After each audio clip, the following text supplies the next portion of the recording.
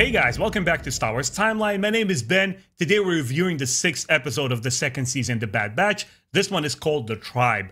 Guys, sorry for being late. I'm catching up to my episode reviews. As always, thank you so much for checking out the channel. Please like, subscribe, leave your comments what you thought about this episode in the section below. And as always, warning guys, this will be a full-on spoiler review. I will talk about the characters, the story. So if you haven't had the moment to catch up with this episode, please go see it now.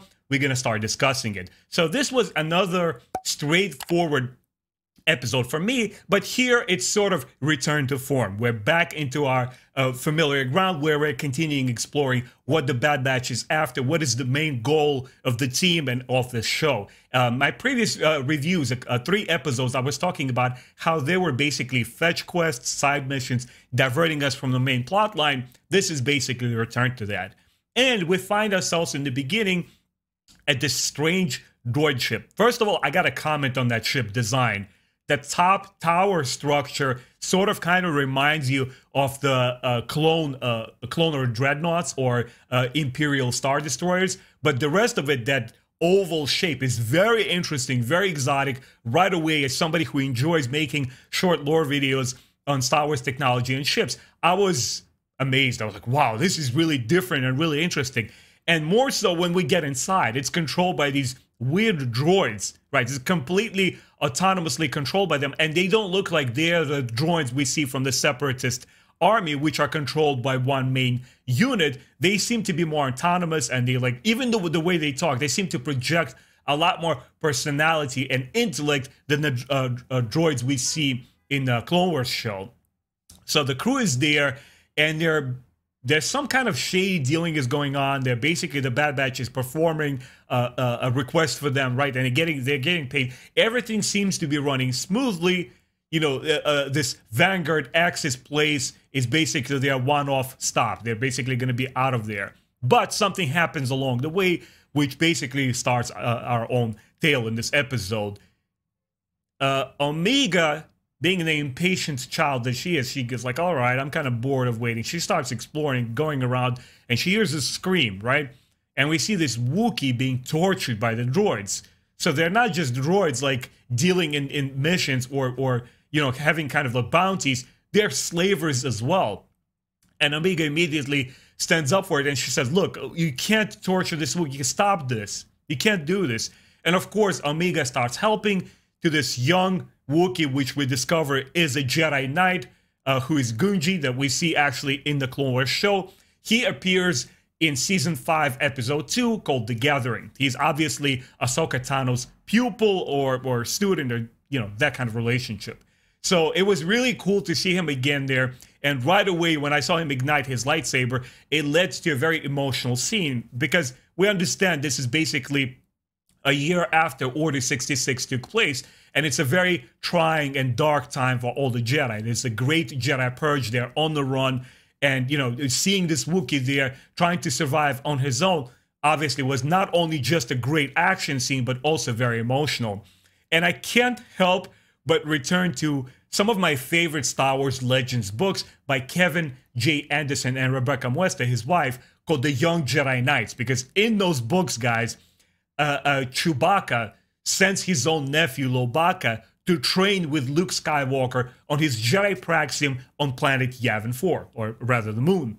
And to me, he is the Wookiee Jedi of all Wookiee Jedi. Like, if you show me a picture of a Wookiee with a lightsaber, my mind immediately goes to Lobaka, because he's just an epic, awesome character that has a lot of spotlight in the expanded universe. Even later on, beyond those children books, he has so much to do in the storyline that he is my heart and soul, guys. And just seeing on screen Gunji come back there and just kick ass with a lightsaber was really awesome. Very nice treat. He's Jedi on the run, as I mentioned. And it was also very traumatic and emotional that, you know, after he's saved, he's brought on the ship and they escape the droids, that he's very wary. He sees these unmasked clones and he immediately distrusts them. He's being very aggressive. And he has the reason to do so, right? Because we saw in the series premiere of The Bad Batch how the clones were basically ordered to exterminate all the Jedi. And this is one Wookiee which was able to save himself and escape. So I was like, oh man, this really hit the emotional note for me. That was really cool.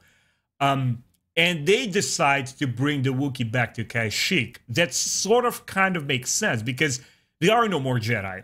There is no asylum for them. And the best thing that they could do is bring him back amongst his people, right? Because he's no longer Jedi, but he's still a Wookiee. And when they do bring him, one scene that I really enjoyed, and I'm just going to jump ahead just a little bit, is that he doesn't know which village he comes from. At first, I was scratching my head like, wait. A Wookiee wouldn't know where he's from. What are you talking about? That's his own planet. But then I had to stop myself. Again, my judgmental mind racing forward, trying to, analyze this episode. I'm like, hold on a second. He is a Jedi. They're taken from their families in early childhood. He doesn't know his people. It's perhaps his very first time on Kashyyyk, right? And he's basically being reunited with his own tribe. I'm like, oh man.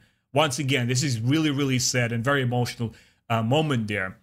And what they see on Kashyyyk is that if we saw major battles take place during Revenge of the Sith, you would expect that, okay, the war is over. There's this evil empire. They probably have no vested interest in Kashyyyk. Maybe something for resources, but they would probably, as far as military is involved, they'll probably leave it alone. But that's not the case. The planet is being brutalized by these Trandoshan slavers aligning with the Empire, right? We know that Trandoshans and the Wookiees are mortal enemies, but now there's Empire also is part of it. And they're basically torching the woods. They're gathering like Wookiee pelts, pretty dark stuff. I was like, oh my God, this is really terrible what's happening there. And when the team lands on Kashyyyk and they start traveling, they see these webs. Automatically, my expanded universe alarm bells were ringing. I'm like, hold on a second. We're about to see something familiar here. Because in the expanded universe, we know that the bottom tier of the Kashyyyk forest is the darkest and the most dangerous place to be. Even if you're a Wookiee, a native, it's a place that is forbidden for younglings. If you're an off-worlder, you absolutely don't go there because very vicious creatures live there and you just don't go to that place. Anyway, what we see next is really, really awesome. We see Kinrath arachnids come out, and it almost seems like they're going to attack the crew, but of course the Wookiee uses the Force to sort of communicate with them, and they're, I guess, semi-sentient, and he says, no, as long as we don't pose this threat, they're not going to attack us. That was not quite the case, but we did see them on Kashyyyk in the Knights of the Old Republic. For those of you guys who are watching my playthrough of the original game, I'll link it also in the video description below so you could check it out. But Kinrath are legends. They come from Star Wars Expanded Universe, from KOTOR games, and we see them in the show. I'm like, oh man, this is really sweet. Awesome. Dave Filoni is giving us a treat again, and I actually went to the Wikipedia and did a little bit of research, and actually the Kinrath were supposed to show up in the original Clone Wars episodes, which were discontinued. So the plan all along was to bring them way before, and now I guess they're using that opportunity and showing us Kashyyyk in of its full glory. And I really appreciated it and enjoyed it because they weren't just a small Easter egg for fans who played the video games. They actually weave these creatures into the main plot of the story here, which I really appreciate. That's always an added bonus for me. And of course, they go and they meet the Wookiee tribe. We see this female sort of leader, and they see this Wookiee, and they're trying to basically save the village, right?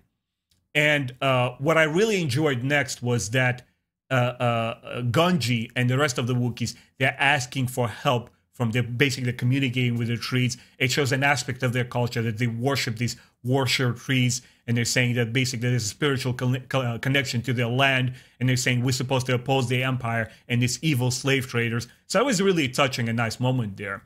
And of course, this was more of a familiar territory, which we saw previously in other Star Wars episodes and other science fiction in general, where when the good guys are fighting a good fight, the wildlife itself comes to their aid to defeat the foe. And that's exactly what happens here. The arachnids come in full swing, and they help fight off the stormtroopers and Trandoshans, which I didn't mind, actually. That was pretty cool.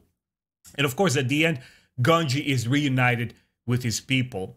And what I'm interested to see, so this episode I enjoyed more than the previous couple episodes that I reviewed, in the sense that it now continues back to story. We see the aftermath of the Order 66, how the Jedi are being treated and hunted, and what they're doing, terrible things they're doing to Kashyyyk.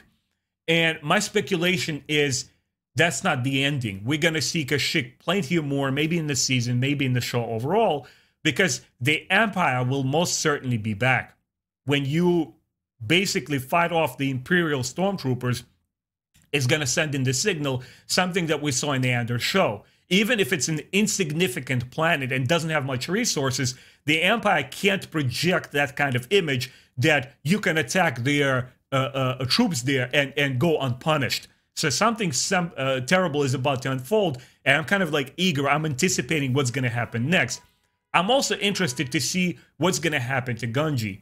You know, but obviously the Star Wars lore was rewritten when Yoda said in the Return of the Jedi to Luke Skywalker, "When gone am I, the last of the Jedi will you be?" That sort of got played around with, and George Lucas himself, you know, the way that he was doing it, and at the expanded universe before Disney acquired it, there were plenty of Force-sensitive, Jedi-trained people out there who survived long into the future. So it's like, it's okay. I don't mind that. As long as they have a meaningful way to explaining it, that, for example, Gungi, he basically abandons the way of the Jedi, and he's no longer a Jedi, but he still can pass on his knowledge of the Force. Because we know in both Star Wars Legends and canon that Force doesn't belong to the Jedi, and they're not the only ones who are aware of it. There are other different cultures and spiritual teachings which teach about the Force. And it's something that plays very nicely into this episode, because we see that Wookiees are very spiritual beings, right? They see and feel the environment around them, like the Rosher trees, and maybe it's something that Gungi, the legacy of the Jedi, he can pass on in a meaningful way to his people and not be a Jedi and stay in hiding. So anyway, guys, this was a really enjoyable episode. Get straight 4 out of 4 for me. I really loved it. I loved how the arachnids were brought back to this episode from KOTOR, and they were not used just as an Easter egg. They were a major plot point device here. I really liked it. Anyway, guys, thanks a lot for watching. I hope you enjoyed this episode as much as I. Please leave your comments in the video section below. Like it, sub to the channel so you don't miss my future reviews, and I'll check you guys out later. Take care.